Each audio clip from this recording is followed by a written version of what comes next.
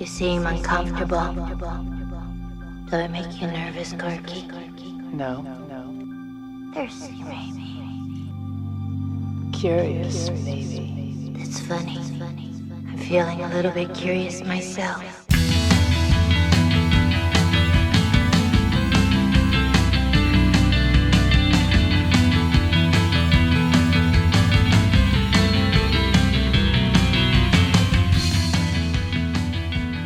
Somewhere, lost in the clouded annals of history, lies a place that few have seen. A mysterious place called the Unknown, where long-forgotten stories are revealed to those who travel through the pod.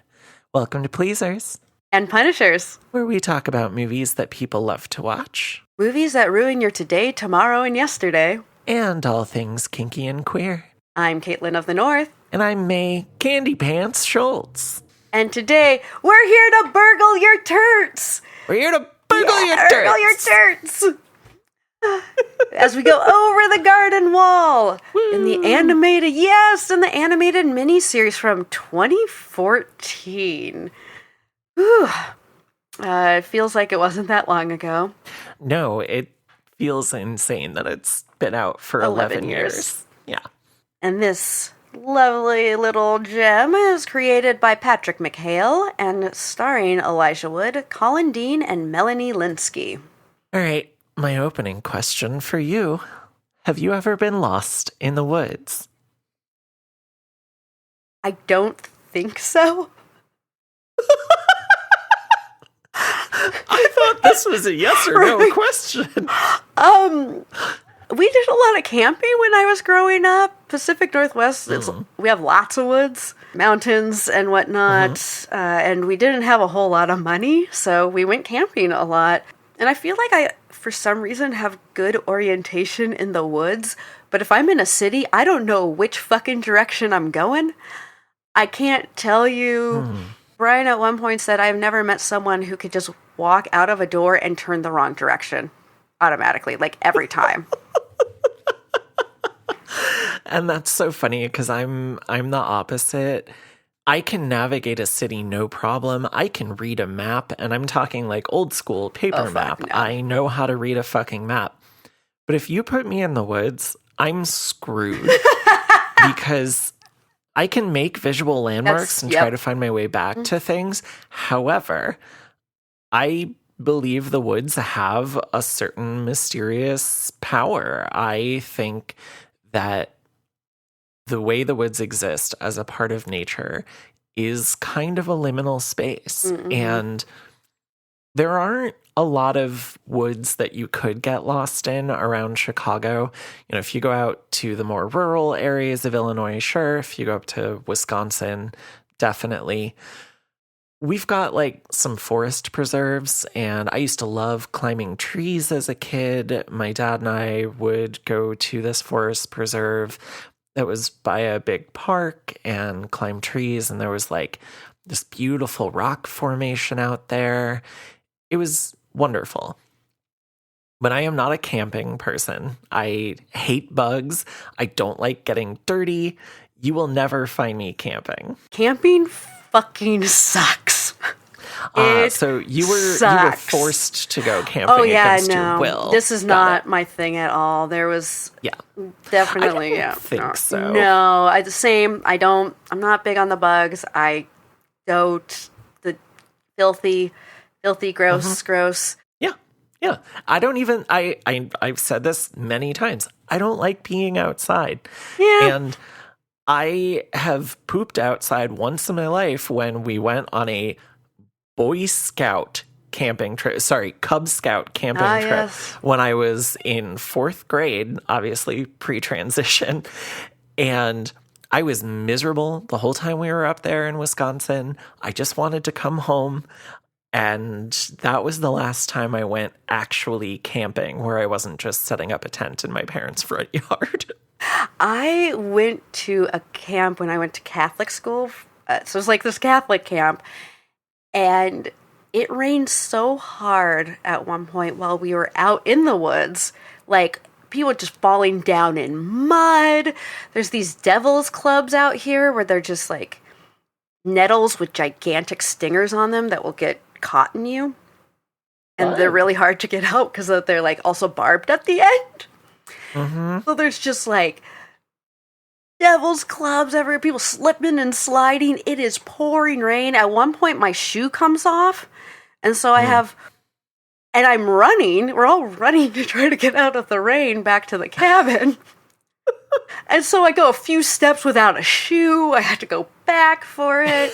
This is just, there was one time, I just have to finish this one too, because there's one time we went camping with my dad and we woke up in like 3 inches of water. And we were on a slant and had a tarp, and we still woke up in 3 inches of water. And I think that was the last time we went tent camping. That's horrifying. And speaking of horrifying, part of the reason I find the woods so horrifying is I have watched so many horror movies, so many episodes of Are You Afraid of the Dark. No one can hear you scream. You are out there alone. There is no light other than the moon and the stars. Mm-hmm. And if the canopy is thick enough, you don't really get much of that at all. But yeah, I mean, from Are You Afraid of the Dark to Blair Witch Project to Robbie Banfich's, well, I was going to say Robbie Banfich's new movie that I saw on Tuesday evening, Tinsman Road. Oh. The woods have a mysterious power that I don't want to fuck with. I want to respect them, and that's it. Mm-hmm. Yes, I respect you, woods. Well, speaking of wood, let's get into some role play. Ooh. Is that your bathing suit? Is that your overbite?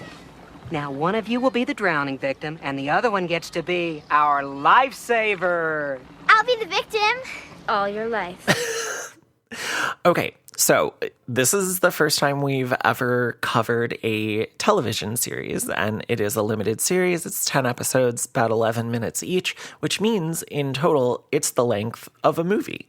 And that's part of why we thought it would be good for this. So hopefully I got this synopsis as good as I can without it being overly long. So bear with me. Half-brothers Greg and Wirt wander through the woods with their many-named frog. Greg is sweet and innocent, and Wirt is poetic and jaded. They come upon a woodsman, voiced by Christopher Lloyd, and a sassy talking bluebird named Beatrice, voiced by Melanie Linsky, New Zealand treasure. I just love her so much. The woodsman, who grinds edelwood trees for their oil in order to keep his lantern lit, warns of the beast, who sings his mournful song and searches for lost souls. Greg stumbles upon a wolf with beautiful eyes who proceeds to destroy the mill. After it coughs up a little black turtle, it turns out it's just a derpy dog. Ain't that just the way? Just the way. Whoop, I just punched my microphone. I was so excited. I'm moving that back. The boys run back into Beatrice, who then accompanies them to a nearby town called Pottsfield, filled with revelers clad in pumpkins. Their leader, Enoch, voiced by Chris Isaac, sentences them to a few hours of manual labor for their trespasses, which involves picking crops and digging holes. After uncovering the life of the party, a skeleton that climbs out of the ground and dons his pumpkins, the trio are free to go. They stumble upon a school for animals, which is absolutely adorable. Wirt enters the school with Beatrice, and Greg hangs outside playing Two Old Cat with a possum, a raccoon, and a deer. When that little pig, pulls up its pants, and then the pants fall, and it's just, looks a little dejected. It's just The possum knocks out the gorilla that's been on the loose, while the teacher, Miss Langtree, sings about her missing love, Jimmy Brown. That no good Jimmy Brown. At lunchtime, Greg sings about potatoes and molasses until Miss Langtree's father confiscates all the instruments and sends everyone to bed. Greg and Wirt organize a fundraising concert in order to keep the school open, and the gorilla finally goes down, revealing that it's been Jimmy all along. That's right. I was the gorilla. And Jimmy is voiced by Thomas Lennon, noted queer and trans ally, and you would know him from Reno 911. among other things. And Puppet Master, the Littlest Reich, if you have the displeasure of watching that. I have avoided that one personally.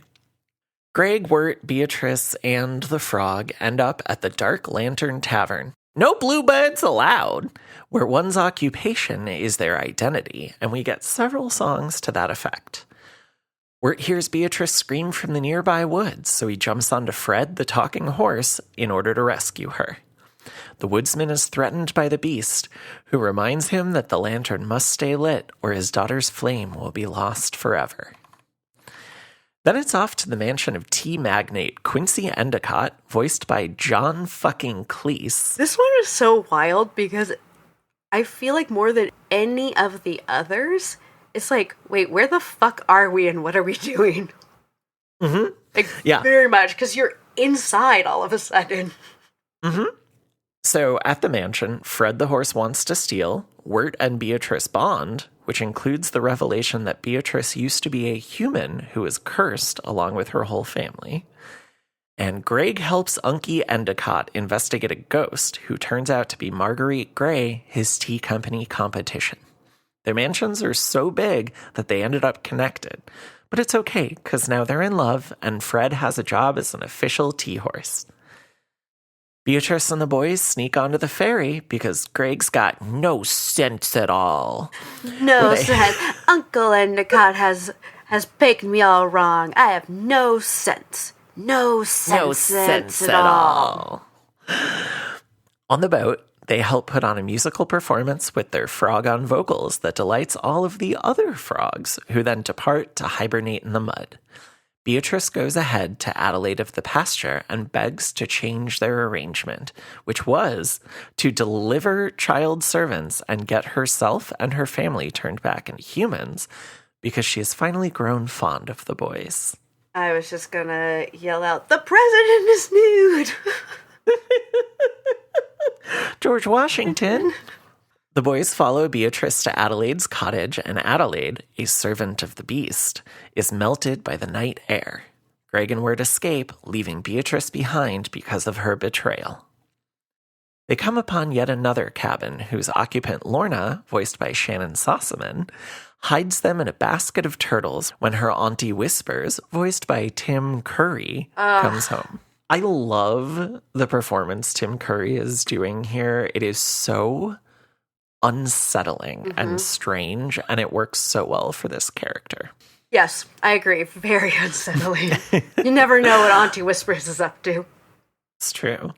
Well, she puts Lorna to work. The ringing of the bell commands it, in order to keep anyone from being devoured alive tonight. Wirt, smitten by Lorna, tries to help her, not realizing that she is possessed by an evil spirit. Using the power of the bell, which is now in the belly of the frog, Wirt banishes the spirit. Lorna remains with Auntie Whispers, and the boys are on their way. Smell you later. Oh my god, that is... it's so, like, dejected teenage boy. Yeah, just like... It's amazing. I don't know how to deal with my feelings. Smell you later. Uh-huh. They stop to sleep in the woods, and Greg takes a trip up to Cloud City. After rescuing its residents from the old north wind, he is granted a wish, which he uses to save Wirt from becoming an Edelwood tree, and gives himself up to the beast in Wirt's stead. Wirt slips and falls into a frozen pond, but is retrieved by Beatrice and a fisherman. I love that there's a fish fishing. It's incredible. Fishing also fucking sucks. If I haven't said that before, fishing really sucks. I cannot imagine enjoying an activity like that, but I'm not really an outdoor kid, so. We flash back to events before the unknown, where Greg and Wirt celebrate Halloween with various other teens. Everybody knows you're an egg, Rondi. Greg deposits a tape that Wirt made for his crush Sarah into her jacket pocket, so they follow her to a party to retrieve it, but are unsuccessful. They then follow Sarah and her group to a graveyard where scary stories are being shared, and Jason Funderburker tries to make a move on Sarah. A cop shows up, spoiling the gathering, and Greg and Wirt jump over the wall. After Greg finds a frog, they hop out of the way of a speeding train, tumbling down a hill and into the river. Wirt awakens in a tree hollow with the frog and Beatrice's bluebird family. Here, eat some dirt, newly determined to save Greg from the clutches of the beast. He and Beatrice reunite and find Greg, who has begun to transform into an edelwood tree. Oh my god, it's growing inside him! No, I was just eating leaves. They attempt to extricate him as the woodsman falls before the beast, who offers to place Greg's spirit inside the lantern.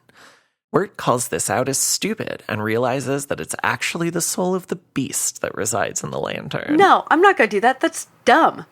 This is stupid. Yeah. This is how I feel all the time. I'm not going to do that. That's stupid. Let's do it a better way. He hands the lantern over to the woodsman and gives Beatrice the scissors that will make her family human again. The woodsman extinguishes the flame, and Greg and Wirt emerge on the bank of the river.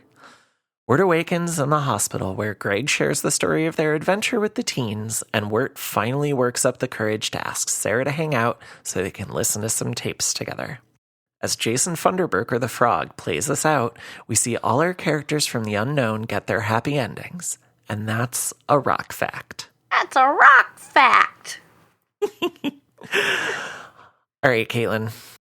What's your favorite name for the frog? A frog called Kitty is still like so funny to me. I like that one. Yeah, my frog named Kitty. I don't know. There's something just so stupid about naming the frog Jason Funderburker. And I love that Wirt is the one who suggests it, and Greg just goes, the perfect name for a frog. It's so cute. Okay, so tell me about your relationship to Over the Garden Wall. So I definitely saw this later. I did not see it when it first came out. I missed it somehow. Mm-hmm. I know exactly how. It's because I was a huge animation person. Brian is not at all. And so my animation watching has fallen off quite a bit since. Got it. Well, there's no accounting for taste, I guess. Sorry, Brian. No, well, okay. There's one time I was talking to him about X-Men, and he was just like, I don't know anything about this. He's like, I like to read nonfiction. I like documentaries. I'm like, well, me too. And then he just go, Caitlin, you're going to find this out about me eventually. I don't have a personality. And then he went, imagination! Imagination! But by that time it was, I don't have a personality. Wait, he doesn't have an imagination? That's what he said. He is very creative, but yeah, he's just like, I don't really have an imagination. They watched like very real world stuff for the most part, and yeah, they never watched animation. Like ever. Blows my mind. So I'm almost positive this was a quarantine watch. Got it. It popped up on a list of like great autumn watches, and I went, what is this? I've never seen it. Let's go. And then when I can't believe this is the first time I'm seeing this. I'm so happy to be seeing this, and I'm so mad this is the first time I'm seeing this. Because I connected like so strongly to the characters, the humor, the just overall feel of the show. Pulling a lot of references like from my own childhood. I think I told my sister to watch it. She actually ended up making a Greg costume. Aww, like cute. Big paper mache teapot on her head, and just like so happy. See, I would have been wearing a real teapot. Yeah. Just strapped it to my head. I love it when people dress as characters from this for Halloween.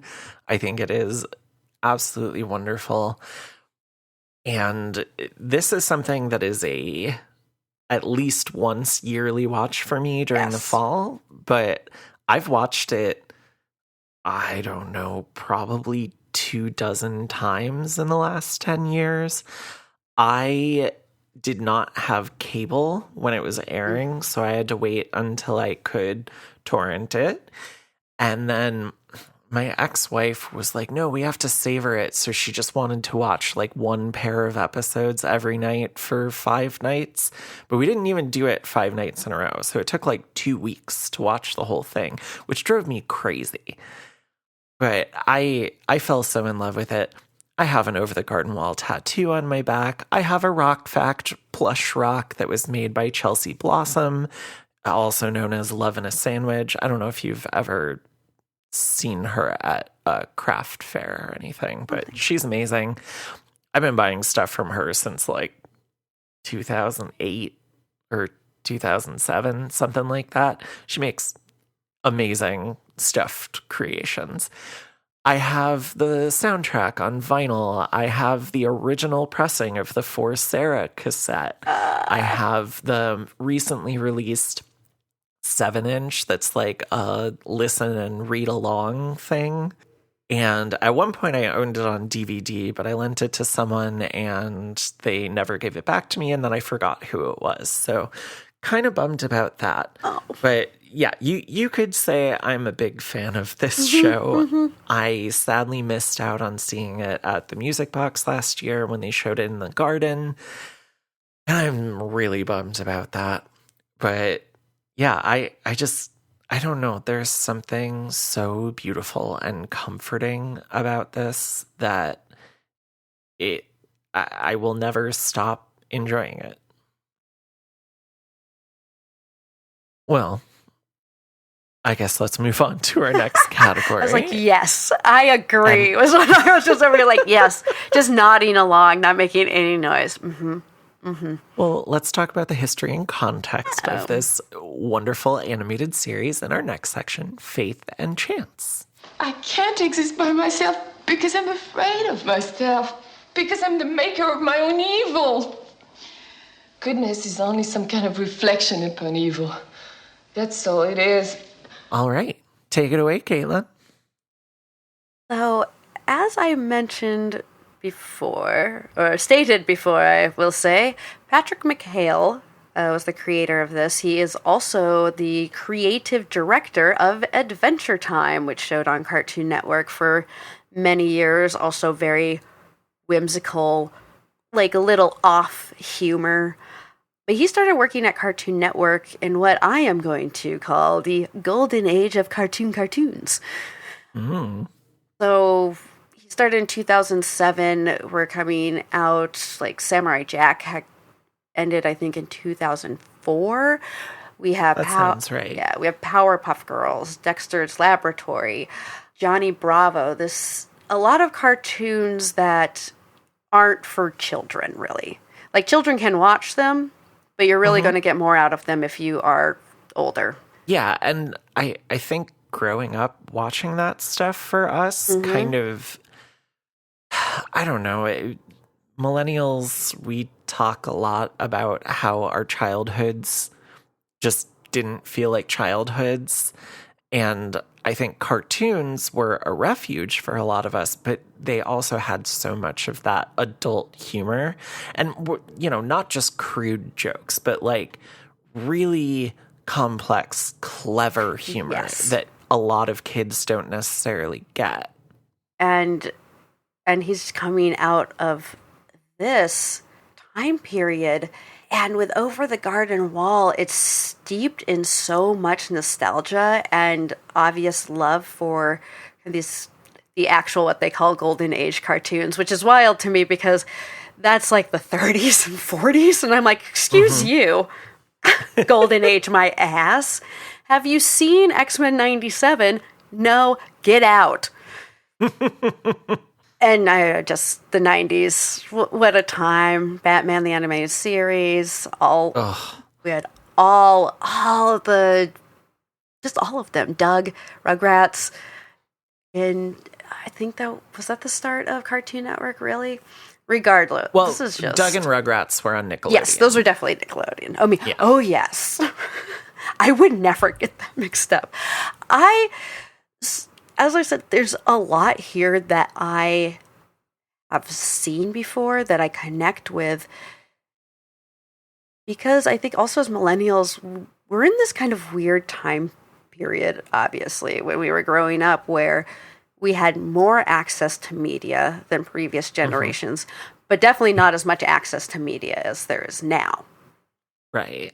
So a lot of times we were watching the things that our parents and grandparents were purchasing to watch for children, instead of, you just could watch whatever you want because it's all there. Right. I also wanted to give just a shout out to Pee-wee's Playhouse. I feel like there is a lot of that kind of humor and love for the nostalgia, and so many of these kind of golden age cartoons, he would play those short clips of them. Right. And when I started to watch it again, I was like, that is what I know this from? That's incredible. And I said, oh, Pee-wee made me gay, I get it. That's why we're all queer. You let us watch Pee-wee Herman. The agenda's real. Thank and it goodness. worked. Thank goodness. So we have Silly Symphonies, which was Disney. Oh, first what I'm going to say is I got a lot of these references from a YouTube video by Johnny Two Cellos. Johnny Two Cellos. Two Cellos. About 8 years ago, there was one called The Mini Inspirations of Over the Garden Wall. And then another one 7 years ago said, More Inspirations for Over the Garden Wall. And I went, hooray! Fantastic. So I'm going to run through some of these a little quick because we might talk about some of them a bit more later as well. But with these golden age cartoons, specifically, there's things like Flip the Frog, who was a cartoon playing frog, a piano playing frog. But not Michigan J. Frog. No, that's a different frog. So many frogs. So hard to keep track. Them all their little froggy names. Where is that frog o' mine? Where is that frog o' mine? It's Silly Symphonies. I was getting confused a lot with Merry Melodies, which was the Warner Brothers. And I was trying to look up stuff on Merry Melodies going, this is not what I'm looking for. What am I looking for? I was so glad this Johnny Two Cellos was like Silly Symphonies. A lot of books that I think we grew up with. I certainly did, with Peter Rabbit. One was, they brought up The Complete Adventures of Tom Kitten and His Friends, and I was like, oh my god, I definitely read that. And this is all the animals in their little clothes. Okay, looking that up. Hold on. Tom Kitten. Oh, yeah, of course. It's another Beatrix Potter. Yeah. Beatrix Potter classic. So many. Richard Scarry, who was a huge inspiration for this. There's a lot pulled from the Little Rascals, the original. Interesting. And just how gigantic the headmaster is. That's from the 90s Little Rascals, where you had those kids stacked on top of each other. They like the idea of the huge body. I love when he takes the coat off and he's this really skinny guy. And you're just like, that was just his coat? There's and a lot of that episode too is very inspired by Shirley Temple, particularly that Curly makes Top sense. with the animal crackers in my soup. Loop with potatoes and molasses. There's even a guy at the orphanage who talks a lot like, I can't remember Dad's name. Oh, Mr. Langtree. Thank you, Mr. Langtree. Betty Boop and Cab Calloway, specifically cartoons. So there are about 3 of those. I have those somewhere. But there's 3 of those that were really, really huge inspirations on this movie. And those were Minnie the Moocher, Snow White, and Old Man of the Mountain. And these were all by Fleischer Studios, who were more focused on like surrealism and dark humor and psychological elements. One of my favorite things is they said, this is from Wikipedia, is reflected German Expressionism and the Great Depression. They had a lot more real-world settings. It looked a bit drabber than a Disney cartoon. And these would all be playing before movies, a lot of these shorts. And what ended up happening specifically, I believe, with Fleischer Studios is they would also work with a lot of black jazz musicians. And then it's like, oh, you're going to be heard in all of these theaters, like nationally, and they would get paid for that and everything. So it was a big promotional vehicle for those musicians as well. And Cab Calloway, it's incredible. Like, I was listening to it earlier, and just how he works the mic in these recordings. Oh, yeah. Cab Calloway is a performer and a vocalist with a capital P and a V, and I'm not trying to make a dirty joke there. But I did anyway. Oops. And so much of, like, the old North Wind, the Highwayman, especially the Highwayman and the, ooh, what's that sound? Ooh, yep. Very much coming from a very incongruous with, like, the setting that they're in. I love their just wild New York accents that everyone seems to have. And like, Yep. Yeah, the Dark Lantern Tavern is such a great setting, and my friend Andy came up with an idea for, like, not D&D, but like a tabletop game campaign where you start out at the Dark Lantern, and that's where you choose your character class and your history and all of that stuff. Oh, I love that. Yeah, I have been bugging her about it for the last couple of years. Like, hey, are we going to do that? Are we going to do that? Have you written it yet? Come on now. One of these days. One of the things I also love about this is because in the Wikipedia article, they specifically said that the Fleischer Studios, when they reflected German Expressionism, because there's a lot of nods to that in Over the Garden Wall, specifically, even though Charles Laughton, this is for Night of the Hunter. Yeah. This was the only movie that he directed. He took a lot from German Expressionism. And there are two things, definitely specifically. It's the disembodied heads of the little angels or cherubs. That comes from Night of the Hunter. And also when they're in that coffin boat in the lake, 100%. This time I really clocked it. I was like, that is like shot for shot. That scene. It's so... The knowledge base that he's pulling from is so great. And then, of course, there's the vintage Halloween postcards. So much of the imagery comes directly from the vintage Halloween postcards. And if you've not looked at... I love that kind of stuff. Oh, I love it so much. I have a couple vintage-looking Halloween decorations, and one of them literally stays up on my wall year-round because it's like blacklight reactive, and I've got UV lights along the ceiling in my living room above where it is. And I love looking at old Halloween costumes because they are disgusting. They're like really disturbing, which I appreciate, and a lot of the imagery that's coming off of these cards as well. You're like, oh, that just doesn't quite look right. Yeah, it's like the kids on the bus in Trick or Treat and their costumes. Yes. If you do go looking at these, be aware because they are nostalgic Americana and based in the United States. There are some that are very, very racist. Yep. Just so you know, when you start looking those up, that will absolutely happen. Yeah, I'm glad they didn't include any of that in the show. That would have been very disappointing. Oh, but speaking of racism, oh my God. I did just really quickly, I found out some wild stuff about Betty Boop. And this... Oh, was this your first time discovering this? It was. I remember Chris had brought it up in Sinners when we were talking, see previous episode, listen to previous episode.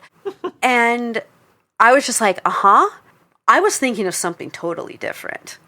So with Betty Boop, there was the singer-performer Helen Kane, and she ended up suing the Fleischers for her likeness, saying that she was the original Boop Boop Be Doop girl.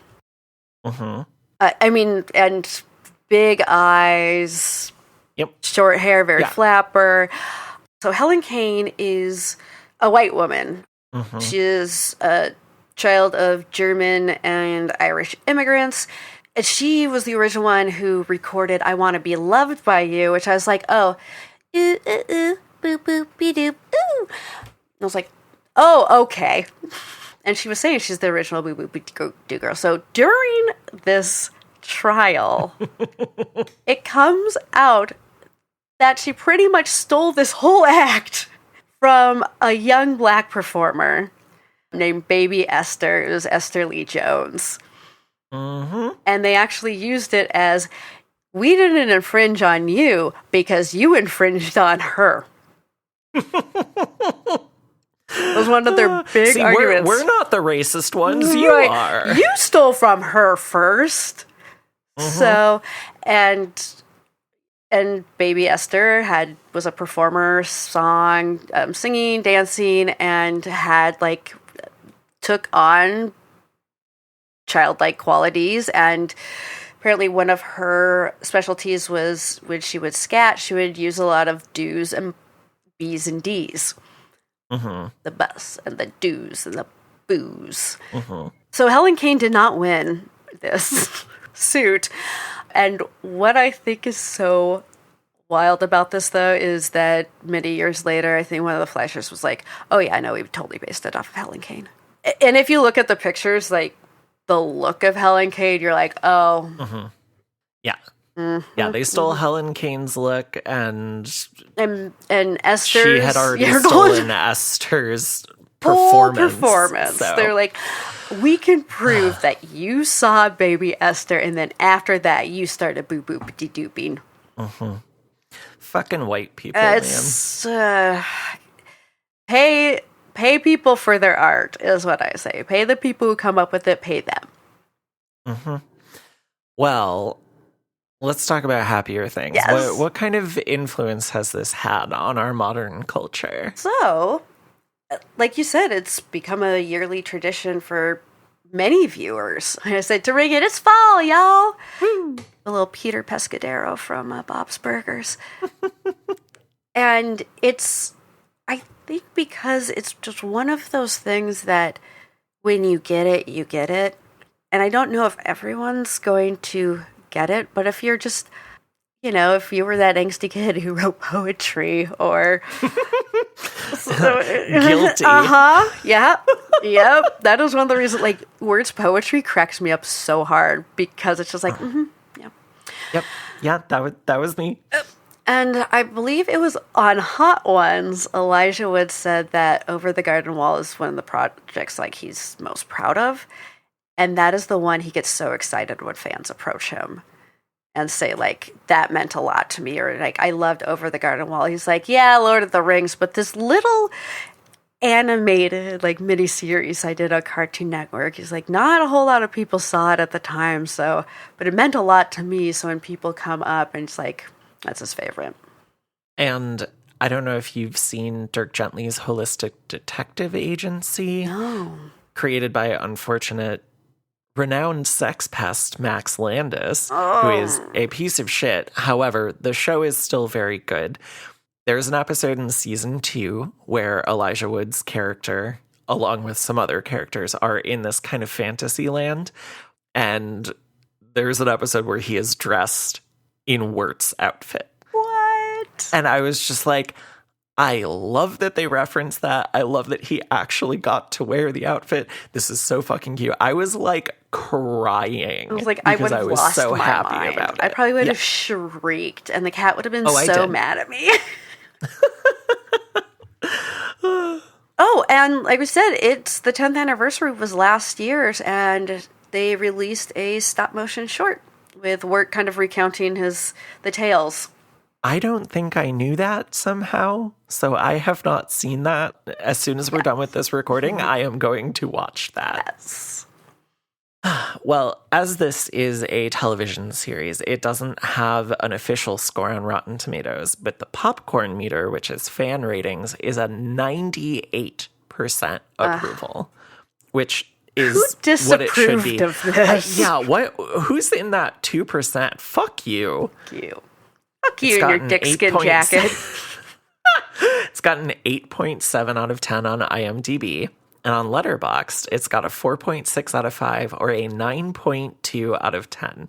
Which is one of the highest rated things, I think, on Letterboxd. I feel like that is the highest rating I've ever seen for anything on Letterboxd. And that just shows you how powerful and important it is. And I'm glad that it's able to be logged on Letterboxd, because most TV shows you can't log on there. But if it's a limited series, usually you can. So glad it's on there. Glad it gets the attention and the praise that it deserves. And speaking of, let's make that money. And now we're going to dig into the meat, the goo, and the viscera, or I guess the pumpkin guts, in a section we call Enough is a Myth. No. I've done enough. Enough is a myth. Okay, music is absolutely integral to the show and its atmosphere. Some of these are softball questions, but it's more that I'm just so excited about this, and I want to talk about it. I want to know what you think. Which song or which couple of songs are your favorites?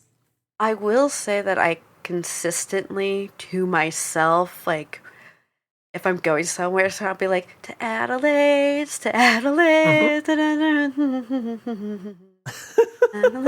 Adelaide. They're all so good. I do love, I don't know if it's called The Littlest Lie of All, but just like how kind of not happy the song is that we're ending the show on. It's like the loveliest lie of all. The loveliest lie of all. Yeah. And I'm just like, I just love this idea. And then there's also like the North Wind song I am a huge fan of. I will say I've seen this many times. This was my first time watching this on mushrooms, though. And nice. Oh, yes. I was like, I am going to be in this. I want to just sit here and watch the whole thing. And I did a great job of paying attention. I will say, though, the Highwayman freaked me the fuck out. Because he's already kind of moving all cartoony. Yeah. Yeah, they do that almost spherical rotoscoped look for him, which was another thing that came from Fleischer cartoons, I believe. Yep. And specifically the Cap Calloway stuff. Yeah, I love the Highwayman. The Highwayman. and I love the Tavern Keeper's song. Ooh, better beware. I sent you a voice clip of me doing that earlier. I don't know. Just so many of the songs are great. I think The Old North Wind is probably my favorite, though. It's so good. And I love that type of jazz, especially. So it really lands for me. It's so cool because the guy who sang that, I know his nickname is Blind Boy. Jaron Blind Boy Paxton. Excellent. And is he blind? I'm actually not sure. I meant to look that up. He's only 36 years old, y'all. I'm sorry, what? Yeah. What he specializes in is pre-World War II blues and jazz. Wow, yeah, he is only 36, which means he was 25 when this came out. Holy shit. Can you imagine having a voice like that? Wow. Good job, man. Yep. He is blind. He lost most of his eyesight by the age of 16. He's also Jewish. A blind Jewish black man who plays pre-World War II blues and jazz. That's incredible. Absolutely one of the coolest people I've ever heard of. Mm-hmm. Wow. And that's why I think also, like, obviously the vocals are so fucking spot on. The music is so spot on. I think he also, like, helped write the song. That makes sense. Well, we've already touched on aspects of this a little bit. Each episode has various homages to the history of animation, both classic and modern. Which of these do you find the most impactful, or just which is your favorite? Like, which kind of story, or... Well, like, so I can give you mine first, if that's helpful. In The Ringing of the Bell, there are multiple different aspects of the episode that are paying homage to Miyazaki and Studio Ghibli and their films. And I love that because it still feels like it's in the world of Over the Garden Wall, even though it's doing something a little bit different than any of the other episodes. And I think that inconsistency through the show is its own form of consistency, if that doesn't sound too pretentious. I think it's one of the things that gives the show such charm, is that it's always doing something a little different as you progress through it. I love the frogs. I'm really into frogs right now. And that was taken a lot off of the McLaughlin brothers, who are artists, and they did a lot of, like, animals and clothes imagery, and they have a lot of frogs. Them just going down that river, it really feels like something I watched, like, at my grandma's house as a kid. Like, they pop in the VHS of this, and I would have watched this. And I love that style as well. And, oh God, just the frogs and the singing and the bassoon. Also, apparently, the McLaughlin brothers are specifically depicted in the show at the beginning of the first episode. When you get that montage of various characters, there are two brothers playing with the ferry boat that, you know, looks like the ferry boat that the frogs ride on, and they are modeled after the McLaughlin brothers. And that boat that the frogs are on is called, like, the McLaughlin brothers or something. Yes. McLaughlin brothers art, yeah. Yeah. Just, oh God, this is such a rich, beautiful world, and I am so glad it exists. The animation, I miss all, like, the animation we used to get from overseas that was just so bizarre. Like, there's one, not bizarre, but there's one that I was really into, or my sister was into, called Seabird the Seal. And it was about, did you watch Seabird? Yeah, I remember that. I didn't, like, watch it, but I remember it existing. Yes, I like the Scholastic stuff, and we're getting the Don Bluth stuff, and this is why we didn't have a childhood. I think we've brought up Don Bluth movies before, where it's just like, learning the hard life lessons. So we should add The Great Mouse Detective to our list, because I want to talk about that movie. The Great Mouse Detective or The Secret of Nim? Great Mouse Detective is Disney. Yes, but it's Don Bluth. Did he do that one? Uh-huh. With the sexy little mouse? God damn it. Yeah. Yeah. But also, we definitely need to talk about Secret of Nim, which I was thinking of yesterday. So, weird coincidence. My next question. The world of the unknown is filled with colorful characters voiced by incredible actors. Which character is your favorite, and to which character do you most relate? I think Beatrice is my favorite. Interesting. So Erica, my bestie, who I talk about all the time, fucking hates Beatrice. She thinks she's an absolute cunt who is just, like, selfish and mean. And maybe that's why I like her. I mean, I think she's sassy and fun. And like, yeah, she's a little bit mean, but obviously I like people who are a little bit mean to me. And she has that change of heart partway through and does not want to give the boys up to Adelaide. So she comes around and she's voiced by Melanie Linsky. How can you not love her? I really, really wish we could get, I almost said Far From Heaven, which is definitely not the Heavenly movie. Creatures? Yes. Oh my God. Is Far From Heaven a Kate Winslet movie? Is that Maybe. why I'm connecting the two? Regardless, doesn't matter. Yes, I really wish you could get Heavenly Creatures on anything. Oh, is it not available on anything these days? No, I don't know when you could stream it.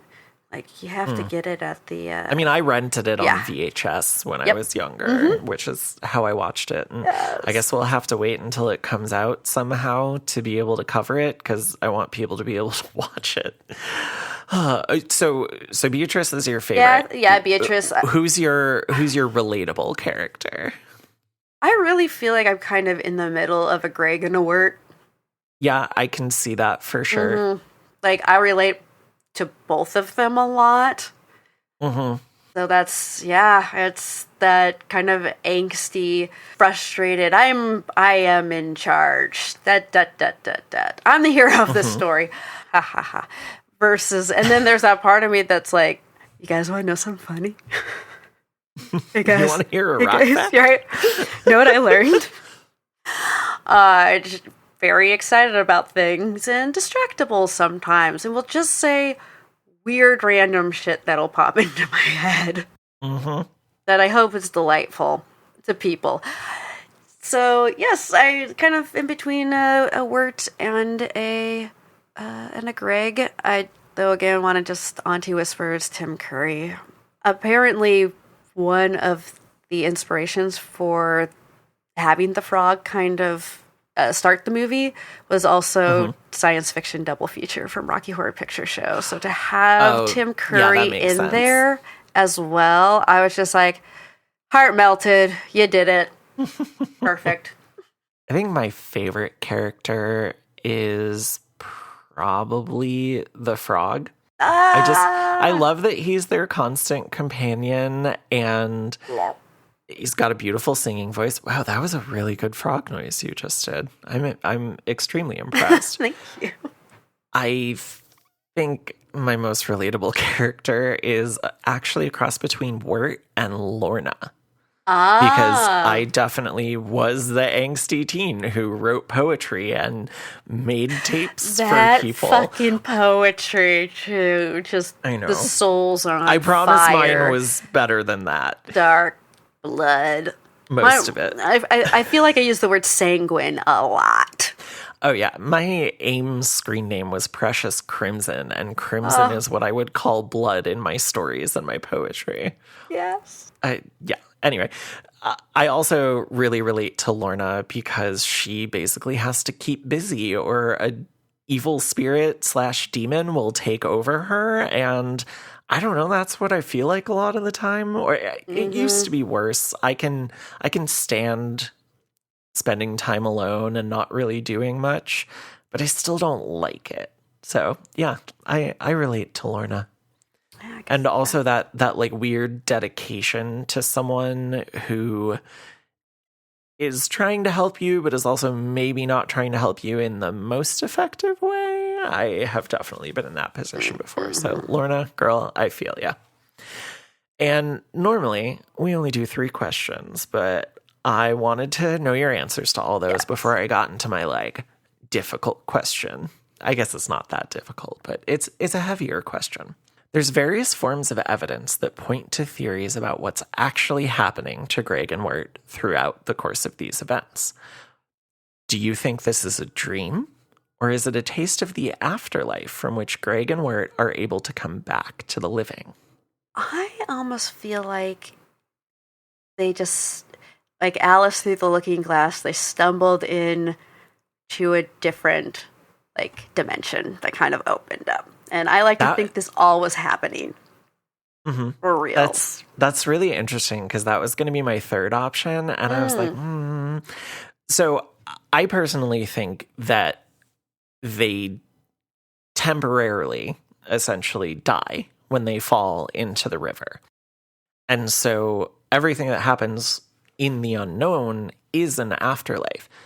And that doesn't mean it's not real. I believe all of that stuff actually happens. And I think the biggest piece of evidence for that is that when they're in the hospital at the end, Greg is shaking Jason Funderburker the frog around, and the bell is glowing inside of him.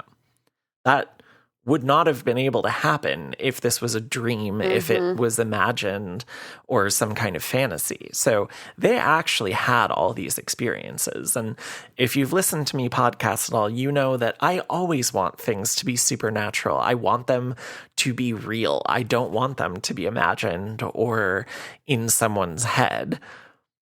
And so I love that. I love that people can have their theories, but the show itself is telling us, hey, they actually went through these experiences. And I especially love the impact that they had on everyone that they met in the unknown. And that word did, they're kind of be like, oh, you're the hero. He's like, but in the end, yes, he was playing the hero in that world. Yeah, lover. It's a love song. Oh. Okay. Well, next up, let's play a game. Hello. You don't know me, but I know you. I want to play a game. What's our game, Caitlin? So, I have a couple of quick questions, and this is going to pertain to Fleischer Studios. Oh. So, one of Fleischer Studios' most successful characters was originally a comic character, has also spawned theatrical shorts in the 30s and 40s, radio broadcasts, original cartoons in the 60s and 70s and beyond, and a feature film directed by Robert Altman in 1980. Which character is this? Oh my God. I don't think I know off the top of my head. Let's see. Can you give me a hint? I feel like anything I'm going to give you a hint is going to give it away. Like, so easy. But, okay. Oh, Popeye? Uh-huh. Wait, the 1980 Popeye movie was directed by Robert Altman? Okay. Well, Yes. I donked that one. What's up next? All right. Dubbed the first superhero, what character did Paramount, which eventually acquired Fleischer Studios, which superhero did Fleischer Studios get a hold of in 1941? I believe that's Superman. Ding, ding, ding, ding, ding! Superman! Have you seen any of those old Fleischer Superman cartoons? Yes. They're weird because everyone has that kind of elasticity to their bodies. And it's like, you don't expect that in an adaptation of a comic book. So it's strange to look at. Oh, it's delightful. Doesn't make you feel uncomfortable at all. And speaking of feeling uncomfortable, Betty Boop wasn't originally human. What? She was not originally human.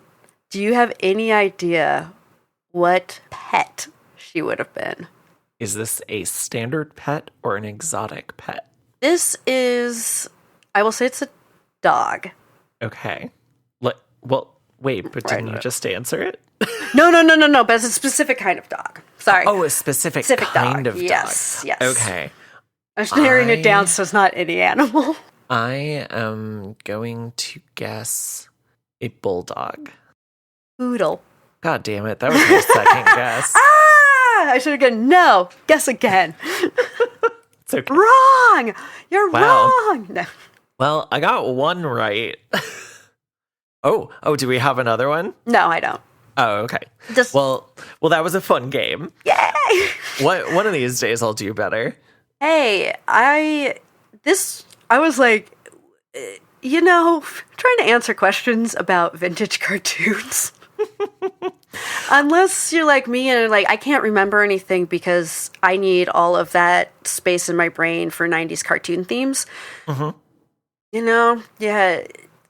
It's a pretty niche. My brain just started playing the theme for Two Stupid Dogs, so I get it. Yes. Okay, well, I'm gonna call this a pleaser. And I think its fan base and its legacy are indicative of that. It's a little bit scary. It's got those perfect fall vibes. The characters are such a delight to spend time with, whether they're our main characters or all of the colorful side characters.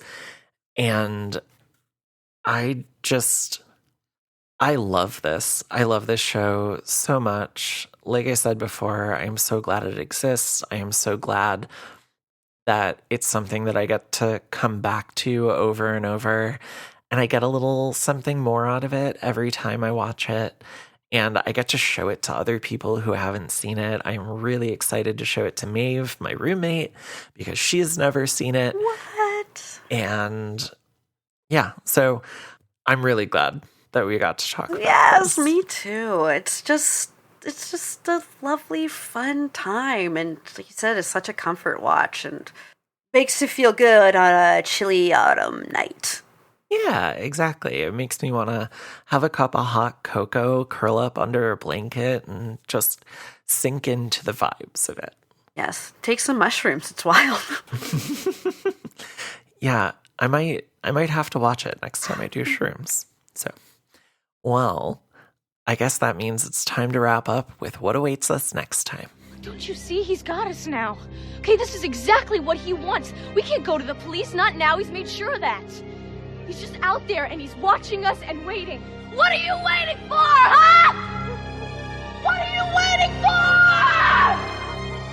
And that brings us to the end of our episode. Thanks so much for joining us on this journey, fellow travelers. If you like what you hear, please leave us a rating and review wherever you can because it helps more people find the show and makes us all tingly inside. Boop boopy doo.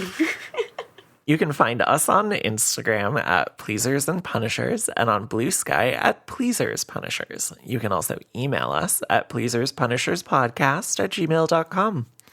You can find me on Blue Sky and Letterboxd at Everson Poe. You can find my music on Ampwall, Bandcamp, and streaming services as Everson Poe, 2 separate words. And you can hear me podcasting on both Tender Subject and Slayerfest 98. Caitlin, where can you be found on the internet? I can be found on Blue Sky and Instagram at Caitlin of the North and Cat of the North on Letterboxd. I also, as I've brought up, I crochet. I'm really bad at updating that page. You're good at crocheting. I'm good at crocheting, not great at social media. I do my best, but it's Rage and Crochet. I started to do specific collaborations with one of my friend's bands called Dead Bars. Might start a little shop soon, so a lot of things happening there, I guess. I just got labels in and I feel very official after. They're very cool. Thank you. I saw them. You could also find me online, just haunting people under the stairs. The Patreon. Patreon? The Patreon. I want a Patreon. I want a patron. That's what I want. So Patreon. People under the stairs, their Patreon, if they're on their break for their regular feed, but they're still doing Buffy Watch Along and some first-time movie watches for one of the hosts. And I believe they also have a free trial, so you just look at that, and if you like them, you can keep giving them your money. Excellent. Ooh. Oh, and then one last thing. Oh my God. I was about to prompt you because I was like, don't forget about this because this one's really important. So we filmed a movie this weekend. My friend Melissa's the director, and we had these 2 guys, Ben and Paul, she did. She's the one who put this all together and brought everyone together, and she did an excellent job. Very good. Good choices, Melissa. I'm the only actor on screen. This is for the 48-hour film festival. So we started 7 p.m. on Friday night, and it had to be turned in by 7:30 p.m. on Sunday. Edited, fully finished, everything. So absolutely incredible. We got in. The theme was actually the one we wanted, which is amazing because it was randomly chosen. And we made a really bloody, disgusting short film, about 7 minutes, and it's going to be showing. The film festival is going to premiere it on November 17th. So if you're in Seattle, that's going to be at the Uptown Theater in SIF. And then, I don't know, if there's a possibility of awards, and if people win the award, they go to kind of a worldwide thing. So, holy shit. Yeah, it's like a whole festival thing. I think they call it Filmapalooza. So it's a really cool project, and it was a lot of fun to take part in. Awesome. Well, I hope I get to see it someday. Yes. And I hope you get to do more stuff like that, because that just feels like such a fun and unique thing to do. Yes, if you want to see any behind-the-scene photos, they are on my Instagram, and I am covered in blood and look like the happiest I've ever looked. They're amazing. You sent those to me, and I was like, I love this. It made me so happy. Yeah.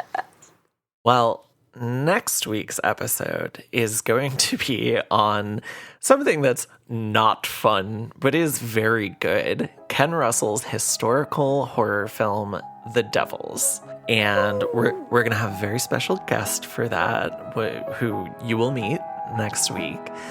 But until then, do some aftercare, clean your toys, set healthy boundaries, and you have beautiful eyes!